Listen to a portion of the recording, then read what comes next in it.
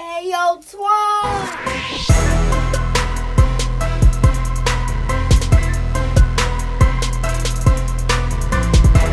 What's good, Twan gang? Welcome back to the channel. It's your boy Ayo Twan in the building, and today we'll be doing another salmonella video. True stories about chimps. Now, since I found his channel, I love his videos. So, of course, I missed out. Because I'm a little late on his videos. I did one yesterday. I'm gonna do this one to catch up. But yeah, I love his videos. I don't know if it's just how he do them, but I like videos that inform you of stuff that you probably didn't know. Like these videos, they usually give me information that I probably wouldn't have knew, or I probably would have never wanted to know if I didn't watch the video. So I love salmonella videos. Hopefully he gets bigger and bigger. Keep doing what he's doing. I know stuff like this takes time, a lot of time to do all this research. So we're gonna jump into this video. Let's learn the truth, because there's a lot I always wanted to know about primates and stuff like that, because it's a lot of holes in how we evolved from primates to humans. So let's watch this video. Let's see what he covers, and let's get straight to it.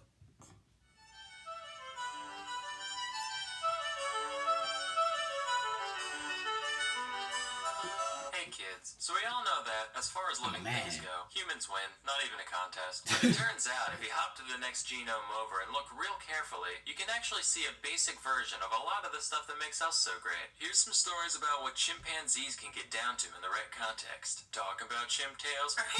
Now, North Korea's Pyongyang Central Zoo has a colorful history, from its humble beginnings as literally just 50 badgers and a fence, to the parrot they taught to recite poetry praising Kim Il-sung, to being the only place in Pyongyang where you can look at a dog legally. It seems the only thing that's remained constant throughout this zoo's life is that it's fucking depressing. Fortunately, both workers and animals alike found ways to cope, one of which is smoking. Azalea the chimp is currently 13 years old and is one of the shining stars of Pyongyang Zoo, purely for her ability to burn through over a pack a day. Now, I like a good old-fashioned smoking chimp as much as the next guy. A pack a day? That's terrible. Would probably try to talk her out of something so unhealthy. The North Korean ones actually gave her supplies, just like, feeling trapped? Welcome to the club, pal. Her skills are actually pretty impressive. Not only can she use a lighter, but in a pinch, she also knows that old schoolyard trick of lighting one ciggy with the other. Just a shame that her mind wasn't put towards something a little more healthy or productive. Nah, you know what? That's pretty dope, actually. I'm happy with that. Flashback to 1954. A chimp named Congo was born in the London Zoo. Little did anybody know, this ape was a prodigy. Out of curiosity, one of his zookeepers, named Desmond Morris, decided to give Congo a pencil and a piece of cardboard to see what he'd do. Almost immediately, he started drawing some rudimentary lines and shapes. Morris was like, whoa, and decided to let him try painting on for size. And what he saw was incredible. Congo created these beautiful renderings with a blend of realism and self-expression that would make even the great masters stare in awe. Nah, just fucking with you. But for a non-human, there's still something to be appreciated here. Congo had at least a very basic sense of composition. Like, you can see there's some balance to the images. Matter of fact, when his handler would make shapes on one side of the page, Congo would deliberately mark up the other side to maintain some kind of symmetry. He also had an artist's sense of self-entitlement, because whenever his owner tried to take away a picture before Congo thought it was finished, he'd literally go apeshit, all thrown a fit, give me my money back. But hey, painting done by a chimp. You know who likes pointless novelties like that? The incredibly rich. In 2005, 3 of Congo's paintings were up for auction next to works by 2 obscure little artists known as Andy Warhol and Pierre-Auguste Renoir. And while the 2 actual artist pieces went completely unsold, these 3 beauties got picked up for the scant price of over $25,000 US. And the guy was like, wow, I felt something for a second there. I really like the watermark on this, by the way. Like, this is I don't really understand art. Anyway, next we have this beast called Washoe. Washoe was the first non-human creature to learn to communicate through sign language. That's right, eat shit, Coco.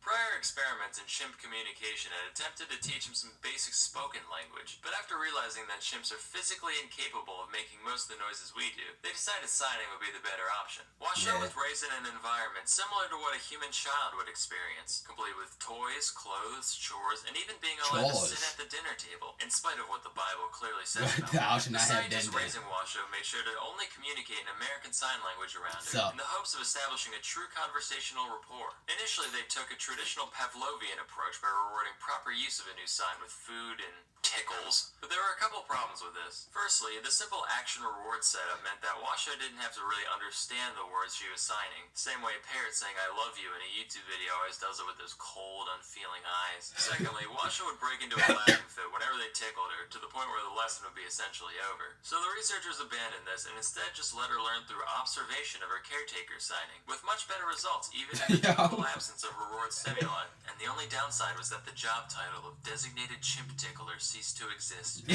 total, Washo learned around 350 individual signs in ASL, and she'd even use these to formulate novel phrases for new objects. Like one time she wanted to talk about a thermos, but didn't know what a thermos was. She goes, mental cup a drink.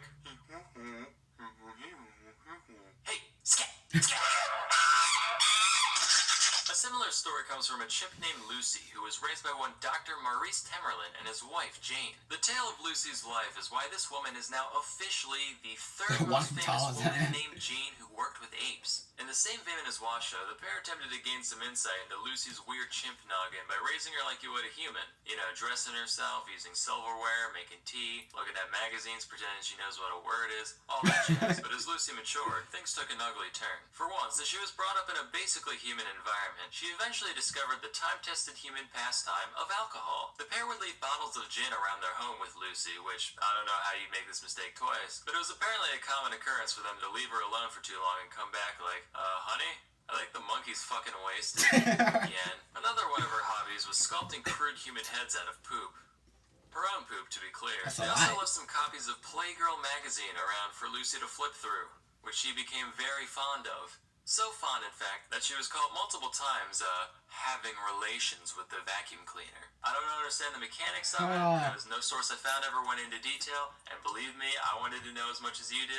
All I know is that, all things considered, some pretty exemplary tool use there. So the pair saw this, and they were like, alright, we gotta get this chimp laid, and fast. But the problem was, Lucy was conversing with people, eating with people, flicking the old chimp bean to people. So it's not a stretch to think that Lucy thought she was people. So imagine you're people, and you get thrown into an enclosure with a full-grown, horny male chimp. You'd have a fucking panic attack. And that's just what Lucy did. As the years went on, Lucy got more and more violent, regularly trashing the place to get out of the frustration of not being able to comprehend what was so fundamentally unnatural about her existence. Finally, the couple had had enough and decided to take Lucy to a primate rehabilitation center in the Gambia, with the hopes that she could be forced to acclimate to primate life. She could barely cope with it at first, getting real depressed and hardly associating with the other apes. Which you'd be depressed too if you had to give up a life of American luxury complete with booze and vacuum fornicating and live with chimps in the wild. But with the help of a graduate student named Janice, Lucy eventually came to accept her fate, and although she'd never mate with another of her kind, she ended up getting along with her troop well enough. About a year after leaving the rehab center, Janice came back to visit, and Lucy gave her a warm embrace before waddling back to the rest of the chimps. Aww.